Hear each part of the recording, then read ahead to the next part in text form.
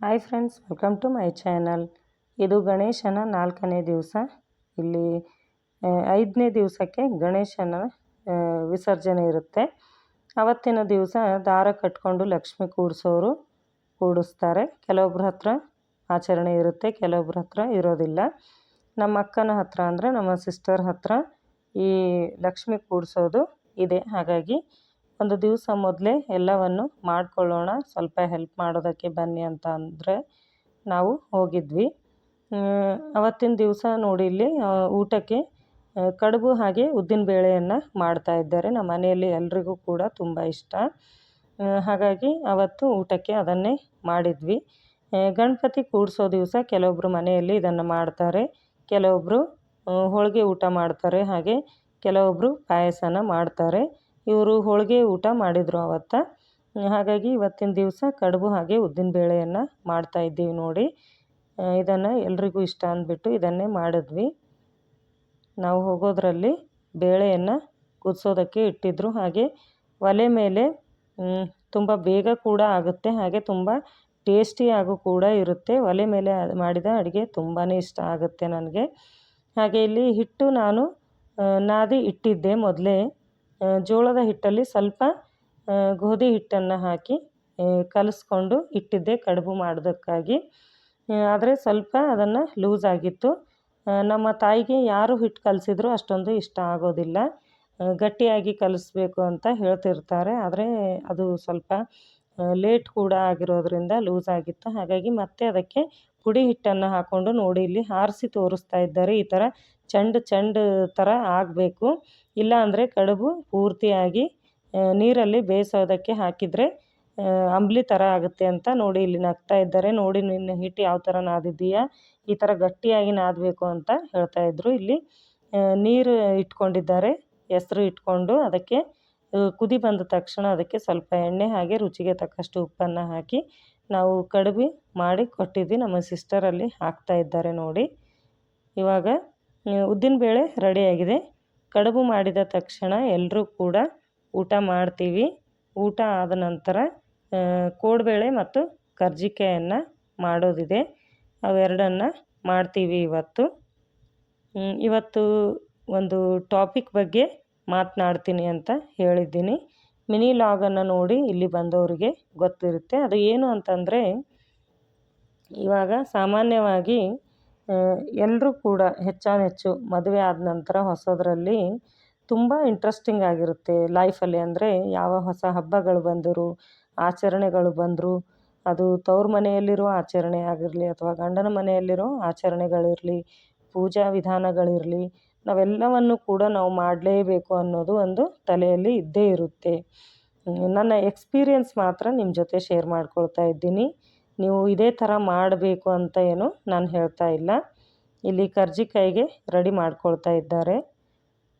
ಹಾಗೆ ಟಾಪಿಕ್ ಬಗ್ಗೆ ಹೇಳಬೇಕು ಅಂತಂದರೆ, ಹೊಸದರಲ್ಲಿ ತುಂಬ ಇಂಟ್ರೆಸ್ಟಿಂಗ ಎಲ್ಲರೂ ಕೂಡ ಮಾಡ್ತೀವಿ. ಹಾಗೆ ನಮ್ಮ ಲೈಫ್ ಪಾರ್ಟ್ನರ್ ಅಂದರೆ ನಮ್ಮ ಜೀವನ ಸಂಗಾತಿ ಆದವರು ಕೂಡ ತುಂಬಾ ಇಂಟ್ರೆಸ್ಟಿಂದ ಎಲ್ಲದರಲ್ಲೂ ಹೆಲ್ಪ್ ಮಾಡ್ತಾರೆ ನಮಗೆ.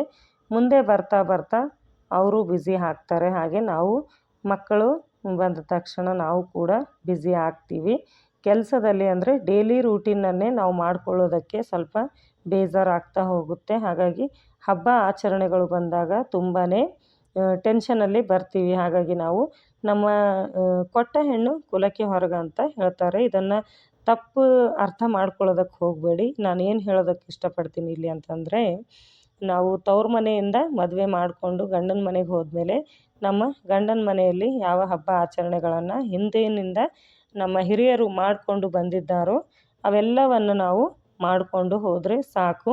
ನಮ್ಮ ಮನೆ ದೇವರನ್ನು ಕೈ ಹಿಡಿದ್ರೆ ಸಾಕು. ನಾವು ಎಲ್ಲ ದೇವರನ್ನು ಮಾಡ್ತೀವಿ, ನಾವು ಎಲ್ಲ ಸ್ವಾಮಿಗಳನ್ನು ನಂಬ್ತೀವಿ, ನಾವು ಎಲ್ಲ ಪೂಜಾ ಪುನಸ್ಕಾರಗಳನ್ನು ಮಾಡ್ತೀವಿ, ಎಲ್ಲ ಹಬ್ಬ ಆಚರಣೆಗಳನ್ನು ಮಾಡ್ತೀವಿ ಅಂತಂದರೆ ಆಗೋದಿಲ್ಲ. ಯಾರು ಯಾವ ಹಬ್ಬ ಆಚರಣೆಗಳನ್ನು ಮಾಡ್ತಾರೋ ಅವರ ಹತ್ರ ಹೋಗಿ ಅವ್ರಿಗೆ ಹೆಲ್ಪ್ ಮಾಡಿ ಅವರ ಜೊತೆ ನಾವು ಜಾಯ್ನ್ ಆಗಿ ಎಂಜಾಯ್ ಮಾಡಬೇಕು. ನಾವು ನಮ್ಮ ಹಬ್ಬ ಆಚರಣೆಗಳಿಗೆ ಅವರನ್ನು ಕರೆದ್ರೆ ಅವರು ಕೂಡ ನಮ್ಮಲ್ಲಿ ಜಾಯ್ನ್ ಆಗ್ತಾರೆ. ಹಾಗಾಗಿ ಇಲ್ಲಿ ನೋಡಿ, ನಮ್ಮ ಅಕ್ಕನ ಮನೆಯಲ್ಲಿ ನಮ್ಮ ಸಿಸ್ಟರ್ ಮನೆಯಲ್ಲಿ ನಾಳೆ ಲಕ್ಷ್ಮಿ ಕೂಡಿಸೋದು, ಅವರು ದಾರ ಕಟ್ಕೊಳ್ಳೋದು, ಲಕ್ಷ್ಮಿ ಕೂಡಿಸೋದು ಇದೆ.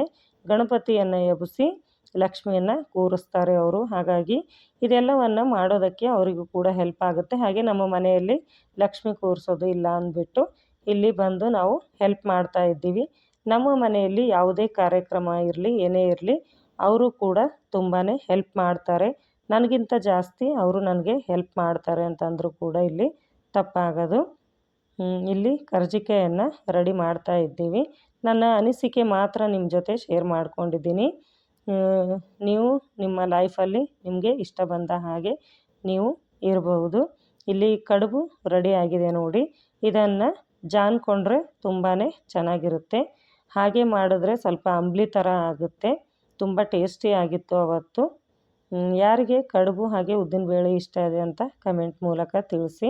ಹಾಗೆ ವಿಡಿಯೋ ನಿಮಗೆ ಇಷ್ಟ ಆಗಿದರೆ ಲೈಕ್ ಮಾಡಿ, ಶೇರ್ ಮಾಡಿ. ಹಾಗೆ ನನ್ನ ಚಾನಲನ್ನು ಹಿಂದೆ ನೋಡ್ತಾ ಇದ್ದರೆ ಸಬ್ಸ್ಕ್ರೈಬ್ ಮಾಡಿಕೊಂಡು ನೋಡಿ. ಹಾಗೆ ನನ್ನ ಅನಿಸಿಕೆ ಬಗ್ಗೆ ನಿಮ್ಗೇನು ಅನ್ನಿಸ್ತು ಅಂತ ಕಮೆಂಟ್ ಮೂಲಕ ತಪ್ಪದೇ ತಿಳಿಸಿ. ಇದನ್ನು ಎಕ್ಸ್ಪೀರಿಯೆನ್ಸ್ ಆದವರು ಕಮೆಂಟ್ ಮಾಡಿದ್ರೆ ಒಳ್ಳೆಯದು. ಹೊಸವರಿಗೆ ಸ್ವಲ್ಪ ಅರ್ಥ ಆಗುತ್ತೆ ಅಂತ ಹೇಳೋದಕ್ಕೆ ಇಷ್ಟಪಡ್ತೀನಿ. ಯಾಕೆ ಅಂತಂದರೆ ಮದುವೆ ಆದ ಹೊಸವರಿಗೆ ಏನಾದರೂ ನಾವು ಹೇಳೋದಕ್ಕೆ ಹೋದರೆ ಇವರೇನು ಎಲ್ಲ ಮಾಡಿದ್ದಾರೆ, ಆದರೆ ನಮಗೆ ಮಾಡೋದಕ್ಕೆ ಬಿಡೋದಿಲ್ಲ ಅಂತ ಅನಿಸುತ್ತೆ. ಅದು ನನ್ನ ಜೊತೆ ಕೂಡ ಆಗಿದೆ ಆ ಥರ. ಹಾಗಾಗಿ ನಾನು ನಿಮ್ಮ ಜೊತೆ ಶೇರ್ ಮಾಡ್ಕೊಳ್ತಾ ಇದ್ದೀನಿ.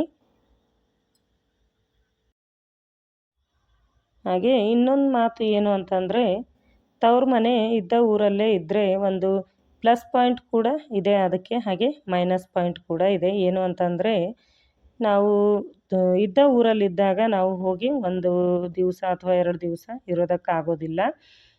ಯಾವಾಗ ಹೋದರೂ ಕೂಡ ನೈಟ್ ನಾವು ವಾಪಸ್ ಬರಲೇಬೇಕು. ದೂರ ಇದ್ದರೆ ಒಂದು 8 ದಿವಸ, ಹಬ್ಬಕ್ಕೆ ಹೋಗಿ ಒಂದು 8-10 ದಿವಸ ಉಳ್ಕೊಂಡು ಬರ್ಬೋದು. ಇವಾಗ ನಾವು ಯಾವಾಗ ಹೋದರೂ ಕೂಡ ನೈಟ್ ಬಂದು ಮತ್ತೆ ಬೆಳಗ್ಗೆ ಹೋಗೋದಿದ್ದರೆ ಮತ್ತೆ ಮನೆಯಲ್ಲೇ ಎಲ್ಲ ಮುಗಿಸ್ಕೊಂಡು ಹೋಗಬೇಕು. ಅದೊಂದು ಬೇಜಾರು. ಆದರೆ ನಮ್ಮ ತಾಯಿ ತಂದೆಯನ್ನು ಯಾವಾಗಾದರೂ ನೋಡಬೇಕು ಅಂತ ಅನಿಸಿದ್ರೆ ನಾವು ಆವಾಗಲೇ ಹೋಗ್ಬೋದು ಅನ್ನೋ ಒಂದು ಖುಷಿ. ನಾವು ಒಂದು 8 ದಿವಸದಲ್ಲಿ 4 ಸರಿ ಹೋದರೂ ಕೂಡ ಅವರು ಅಷ್ಟೇ ಪ್ರೀತಿಯಿಂದ ನಮ್ಮ ದಾರಿಯನ್ನು ಕಾಯ್ತಿರ್ತಾರೆ. ನಾವು ಬರ್ತೀವಿ ಅಂತ ಗೊತ್ತಿದ್ದರೆ. ವರ್ಷಕ್ಕೊಮ್ಮೆ ಹೋದ ಹಾಗೆ ಆಗುತ್ತೆ ಅವರಿಗೆ. ಮತ್ತೆ ಬರೋ ಮುಂದೆ ಮತ್ತೆ ಮುಂದಿನ ಭೇಟಿ ಯಾವಾಗ ಅಂತ ಕೇಳ್ತಾರೆ ಅವರು. ಹಾಗಾಗಿ ನಾವು ಯಾವಾಗ ಅವರನ್ನು ನೋಡಬೇಕು ಅನಿಸುತ್ತೋ ಆವಾಗ ಹೋಗಿ ನಾವು ಭೇಟಿ ಮಾಡ್ಬೋದು. ಇವಾಗ ಎಲ್ಲರೂ ಊಟ ಮಾಡ್ತಾ ಇದ್ದೀವಿ.